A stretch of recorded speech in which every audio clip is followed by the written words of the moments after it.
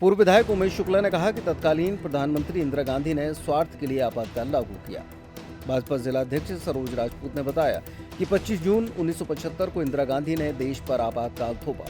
उन्होंने कहा कि भारत की लोकतांत्रिक व्यवस्था पर यह सबसे बड़ा हमला था। सत्ता बचाने के लिए संविधान को नजरअंदाज किया गया। उसमें मुख्य जो बिंदु है, आज से 50 साल पहले 1975 में जो देश में आपातकाल लगाया गया है, आपातकाल किसी भी देश में तब लगाया जाता है जब किसी प्रकार का विदेशी आक्रमण हो रहा हो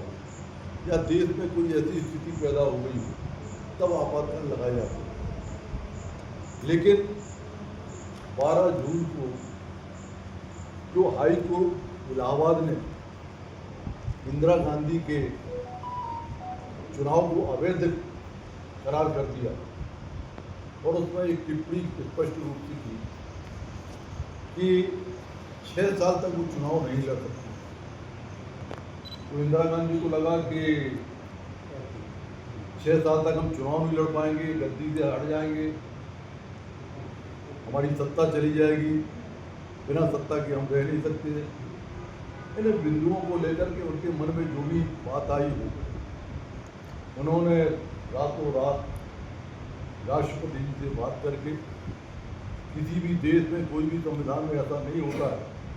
कि बिना मंत्रिमंडल आपातकाल की घोषणा करना, लेकिन उन्होंने रातों रात को 12 बजे आधी रात को आपातकाल की घोषणा की। और आपातकाल की घोषणा होने के पश्चात देश के ऐसे बहुत से लोग, राजनीतिक दलों के अलावा युवा साथी, किसान, महिलाएं, बहुत बड़ी तादाद में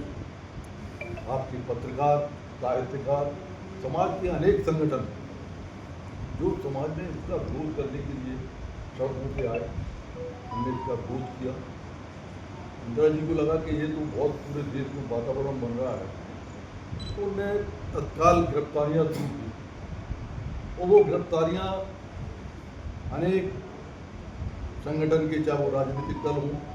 चाहे सामाजिक, जैसे राष्ट्रीय स्वयंसेवक संघ है, उनके अनेक अधिकारियों को गिरफ्तार किया और इनको सबको गिरफ्तार करके लगभग 1,40,000 ऐसे जो समाज के प्रति समर्पित व्यक्ति थे, उन सब लोगों को जेल के अंदर बंद कर दिया। और आज कांग्रेस दुआई दे रही है कि हम संविधान बचाओ, संविधान संशोधन, फलाना ठिकाना। इंदिरा गांधी से लेकर राजीव गांधी और राजीव गांधी से लेकर राहुल गांधी तक, इन लोगों के पास में अगर कोई संविधान संशोधन या संविधान में परिवर्तन करने की बात आती है तो सिर्फ एक बात आती है